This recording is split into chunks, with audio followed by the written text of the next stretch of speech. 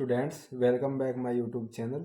आज हम आपको पढ़ाएंगे जीव विज्ञान का अति महत्वपूर्ण टॉपिक आनुवंशिकी तथा मेंडेल के नियम, जो कि 10वीं के लिए मोस्ट इम्पोर्टेंट है और इसके 100% यूपी बोर्ड परीक्षा में आने के चांस हैं। तो चलो स्टार्ट करते हैं। आनुवांशिकता। आनुवांशिकता क्या होता है? हेरिडिटी। इंग्लिश में आनुवंशिकता को हेरिडिटी कहते हैं। मतलब आनुवंशिक लक्षणों का एक पीढ़ी मतलब माता पिता से दूसरी पीढ़ी में स्थानांतरित, मतलब बच्चों में स्थानांतरित होने की प्रक्रिया को आनुवंशिकता कहते हैं, या माता पिता से बच्चों में होने वाले लक्षणों के स्थानांतरण को आनुवंशिकता कहते हैं। अब आनुवंशिक लक्षण क्या होते हैं? ऐसे लक्षण जो माता पिता से संतान में जाते हैं आनुवंशिक लक्षण कहलाते हैं। अब बात करते हैं आनुवंशिकी। मतलब हमने अब तक पढ़ा आनुवंशिकता तथा उसके लक्षण। अब बात करते हैं आनुवंशिकी को क्या कहते हैं? जेनेटिक्स मतलब जीव विज्ञान की वह शाखा जिसमें हम जीवों की आनुवंशिक समानताओं तथा असमानताओं तथा उनकी वंशागति का अध्ययन करते हैं। मतलब यह जो जेनेटिक्स है यह जीव विज्ञान की एक शाखा है जिसमें जीवों की आनुवंशिक समानताओं तथा असमानताओं और उनकी वंशागति का अध्ययन करते हैं। और जो आनुवंशिकी मतलब जेनेटिक्स के फादर हैं वो है कौन है? Gregor Johan Mendel. इन्हें आनुवंशिकी का पिता कहा जाता है। अब इन्होंने क्या किया था? इन्होंने मटर के पौधे लिए और उन पर उनके 7 तुलनात्मक लक्षणों पर अपना रिसर्च किया। अब वे लक्षण कौन कौन से थे चलो आपको बता दें। जैसे पौधे की लंबाई मतलब पौधा टॉल है या ड्वार्फ है, लंबा है या छोटा है। सेकंड नंबर पुष्प का रंग कैसा है? पीला है या सफ़ेद है। पुष्प की स्थिति क्या है? मतलब जैसे कि हमारा ये प्लांट है और प्लांट में 2 प्रकार के, एक तो लेटरल और एक शीर्षस्थ। मतलब जो कक्षीय कलिका यहाँ पर फ्लावर आएंगे और एक शीर्ष पर फ्लावर आएंगे। तो पुष्प की स्थिति के अनुसार इन्होंने अध्ययन किया। बीज का रंग कैसा? पीला है कि हरा है, और बीज का आकार गोल है कि झुर्रीदार है। और फलों का रंग कैसा? फलों का रंग मतलब फली का रंग। फली कैसी होती है हमारी? एक तो हरी होती है और दूसरी पीली होती है, और फली का आकार झुर्रीदार और गोल। अब बात करते हैं समयुग्मजी मतलब होमोजाइगस मतलब एक जैसे जीन। तो अगर हमारा शुद्ध लंबा पौधा होगा उसमें तो कैपिटल टी, अगर शुद्ध बोना होगा तो स्मॉल टी और स्मॉल टी जीन प्रारूप होगा। अब इसी प्रकार विषम युग्मजी मतलब हेट्रोजाइगस। इसमें क्या होता है?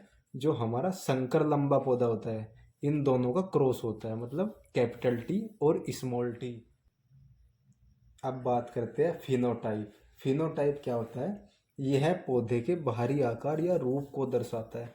मतलब जो हमारा पौधा होता है वो बाहर से देखने में कैसा है, इसे हम क्या कहेंगे? फिनोटाइप। और जीनोटाइप मतलब जो जीन प्रारूप की संरचना को दर्शाता है कि उसकी जीन संरचना कैसी है, उसे जीनोटाइप कहेंगे।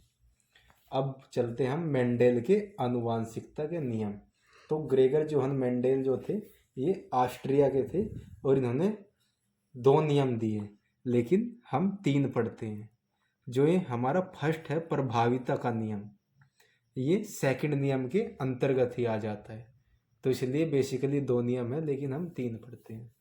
तो नियम है प्रभाविता का नियम, इसे क्या कहेंगे? Law of dominance. पृथक्करण का नियम, इसे कहेंगे लॉ ऑफ सेग्रीगेशन।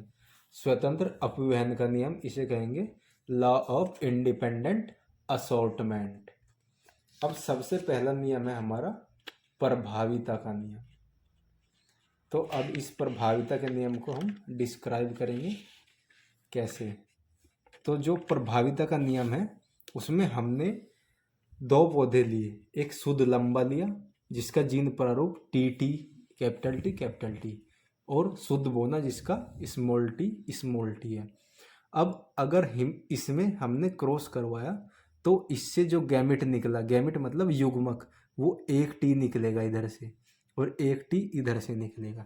और अब जब इनका F1 पीढ़ी में मतलब F1 जनरेशन, F1 पीढ़ी या F1 जनरेशन में क्या होगा, टी मतलब जो भी प्रभावी होगा वो अपने आप को F1 पीढ़ी में दिखाएगा। इसे ही कहेंगे प्रभाविता का नियम।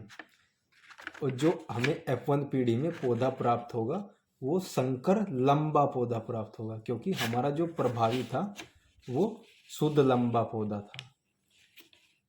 तो अब इसकी परिभाषा हम कैसे लिखेंगे कि हम शुद्ध लंबा, शुद्ध मतलब दो पौधे लेते हैं, एक शुद्ध लंबा एक शुद्ध बोना, और हम इसका क्रॉस करवाते हैं और F1 पीढ़ी में हमें जो प्रभावी पौधा होता है उसके लक्षण स्पष्ट दिखाई देते हैं। इसे क्या कहेंगे, प्रभाविता का नियम कहेंगे। अब सेकंड नंबर है पृथक्करण का नियम। पृथक्करण मतलब लॉ ऑफ सेग्रीगेशन। ये क्या है, मेंडेल के पृथक्करण के नियम के अनुसार प्रत्येक व्यक्तिगत जीव में प्रत्येक लक्षण के लिए दो एलील्स होते हैं। मतलब जो जीव होते हैं उनमें दो एलील्स होते हैं हर एक लक्षण के लिए, और ये एलील्स जब युग्मक गठन होता है उसके दौरान क्या हो जाते हैं, अलग अलग हो जाते हैं, जैसे यहाँ पर हुए थे। अब तथा प्रत्येक युग्मक एक एलील रखता है, यही क्या है, पृथक्करण का नियम है। अब बात करते हैं इसके उदाहरण की। तो क्या है इसका उदाहरण, जैसे हमने एक शुद्ध लंबा पौधा लिया और एक शुद्ध बोना पौधा लिया, शुद्ध लंबा और शुद्ध बोना, जो प्रभाविता के नियम में हमने लिया था। अब इनका क्रॉस करवाया तो हमने इससे क्या हुआ, एक गैमेट निकला टी, कैपिटल टी, इससे स्मॉल टी। और फिर F1 पीढ़ी में क्या हुआ, टी मतलब जो प्रभावी होगा वो अपने आप को एक्सप्रेस करेगा, दिखाएगा। इसमें क्या होगा, संकर बोन जो हमारा लंबा पौधा था वो प्रभावी था, तो हमें F1 पीढ़ी में संकर लंबा पौधा प्राप्त होगा। अब फिर बाद में इसकी क्या हुई, सेल्फिंग हुई। सेल्फिंग मतलब स्वयं में क्रॉस, स्वपरागण कह देते हैं इसे। तो क्या हुआ, टी, इनको अलग अलग लिख लेंगे हम और इनको इनके सामने लिख लेंगे।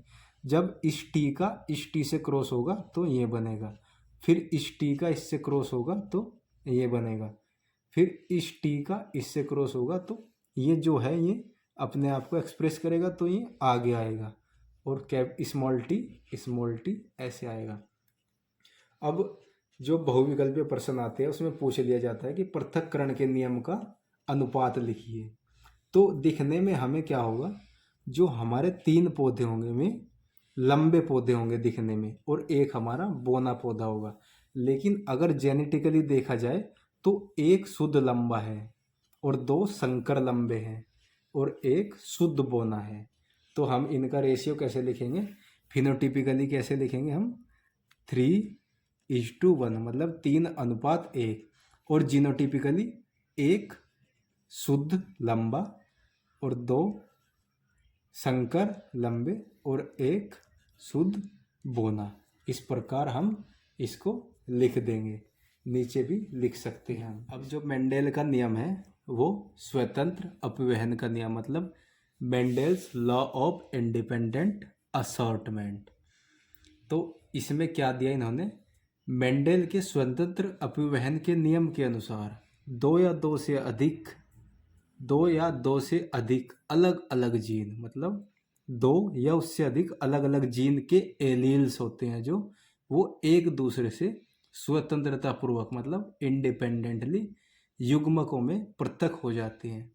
इसमें इस नियम को दर्शाया गया है। जैसे कि इस नियम में हमने क्या लिया, एक ही पौधे में 2 लक्षण लिए। जैसे कि पीले को क्या कहेंगे, कैपिटल वाई, और गोल कैपिटल आर। इसी प्रकार हरे को स्मॉल वाई, और झुर्रीदार को स्मॉल आर। हमने क्या लिया, एक ही पौधे में दो, मतलब दो लक्षण लिए और तब इनका क्रॉस करवाया, तो इधर से क्या होगा, कैपिटल वाई से एक गैमेट आएगा और कैपिटल आर से एक गैमेट आएगा। अब इधर से स्मॉल वाई से एक गैमेट आएगा और स्मॉल आर से एक गैमेट आएगा और फिर इनका क्रॉस होगा। F1PD जो हमारी आएगी वो कैपिटल वाई स्मॉल वाई और कैपिटल आर स्मॉल आर, मतलब जो अपने आप को एक्सप्रेस करेगा या जो प्रभावी होगा वो अपने आप को दिखाएगा। तो इसी प्रकार हमें F1PD में क्या प्राप्त होगा, संकर पीले, आर क्या था, वाई, वाई मतलब पीले येलो, और आर राउंड। तो संकर पीले व गोल पौधे हमें प्राप्त होंगे किसमें, F1PD में। और फिर बाद में जब हम F2PD में इनका क्रॉस करवाएंगे, F2PD में हम इनका क्रॉस करवाएंगे तो क्या होगा हमारा, जैसे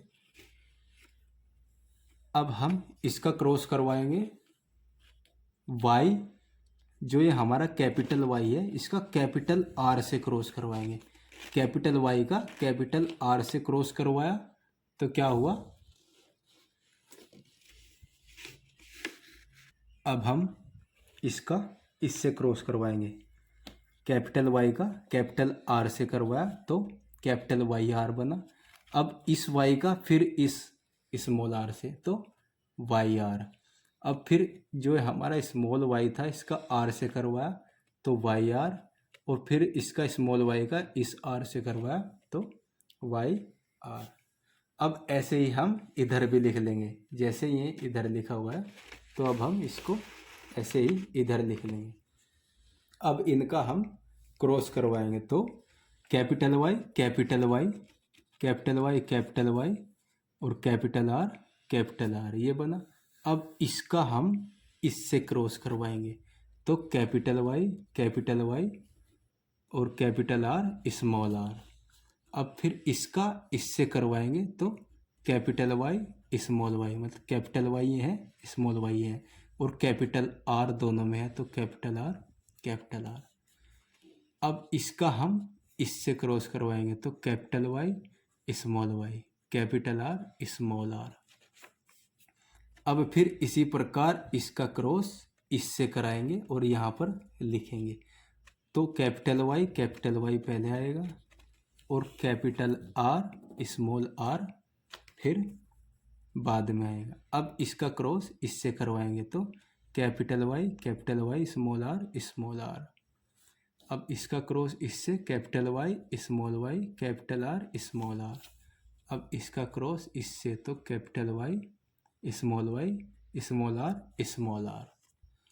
अब फिर ऐसे ही इसका क्रॉस इससे कराएंगे हम तो Y R। फिर इसका capital Y small y capital R small r। Capital हम पहले लिखते हैं, जैसे कि कैपिटल Y में कैपिटल Y पहले लिखेंगे क्योंकि ये प्रभावी होगा, और कैपिटल R में R में कैपिटल R पहले लिखेंगे क्योंकि ये इनमें प्रभावी होगा, जो कि हमने प्रभाविता के नियम में पढ़ा है। अब स्मॉल y कैपिटल R और कैपिटल R। अब इसका क्रॉस इससे कराएंगे तो small y capital R small r। इसका कराएंगे, इसका इससे कराएंगे तो capital Y small y capital R और स्मॉल r। अब फिर इसका इससे कराएंगे तो capital Y small r small r। अब फिर इसका इससे कराएंगे तो small y capital R small r। अब हम इसका कराएंगे स्मॉल y और स्मॉल r। अब हम इनमें क्या देखेंगे, इनका रेशियो देखेंगे तो इसका जो फिनोटिपिकली रेशियो मतलब जो देखने में होगा वो रेशियो कितना होगा, 9:3:3:1। तो कैसे होगा वो हम देखेंगे। जैसे सबसे पहले हम देखेंगे पीले और राउंड, तो एक तो ये रहा येलो राउंड, एक ये रहा 2, एक ये रहा 3, एक ये 4, क्योंकि ये प्रभावी है तो येलो और राउंड ये दोनों प्रभावी है। तो तो 4 हो गए। अब 5वां ये है येलो राउंड, अब ये नहीं होगा, छठा ही है येलो राउंड, ये नहीं होगा, ये होगा 7वां, 8वां, अब इनमें 9वां, अब बाकी नहीं होंगे। तो जो 9 हमारे पौधे होंगे वे हमारे पीले व गोल बीज वाले होंगे। जो 9 हमारे पौधे होंगे पीले व गोल बीज वाले होंगे। अब बात करते हैं पीले व झुर्रीदार। तो पीले व झुर्रीदार कैसे देखेंगे हम, इससे देखेंगे येलो और झुर्रीदार, ये है। अब ये होगा 2 और येलो और झुर्रीदार 3। ये हमारे क्या होंगे, येलो होंगे और झुर्रीदार, मतलब पीले होंगे और झुर्रीदार कितने पौधे, 3 पौधे। अब 3 पौधे होंगे हमारे हरे व गोल।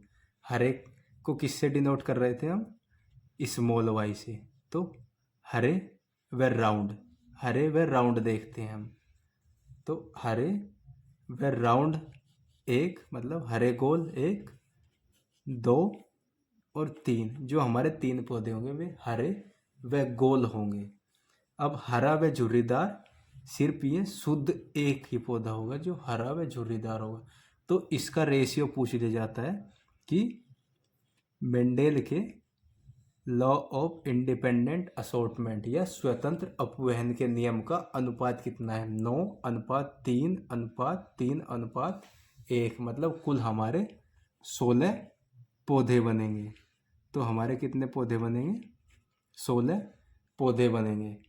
अब हम इसको क्या कहते हैं, इसको हम मतलब वो डाई हाइब्रिड क्रॉस भी कह सकते हैं।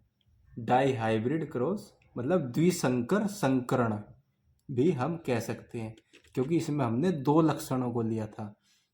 और जो हमारा लॉ ऑफ सेग्रीगेशन मतलब पृथक्करण का नियम था, उसे हम मोनो हाइब्रिड क्रॉस मतलब एकल संकर संकरण भी कह सकते थे।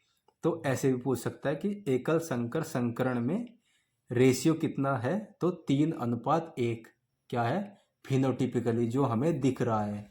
और जो जेनेटिकली है वो 1:2:1 वो जेनेटिकली है। लेकिन जो हमारा द्विसंकर संकरण या द्विसंकरण संकरण में क्या होगा, जो हमारा अनुपात होगा या स्वतंत्र अपवहन के नियम में जो अनुपात होगा वो 9:3:3:1 का होगा। तो इस प्रकार मेंडेल के जो लॉ थे वे हमने कंप्लीट करा दिए। अब आगे हम आपको बायोलॉजी का एक और टॉपिक पढ़ाएंगे, पोलिनेशन या परागण। धन्यवाद।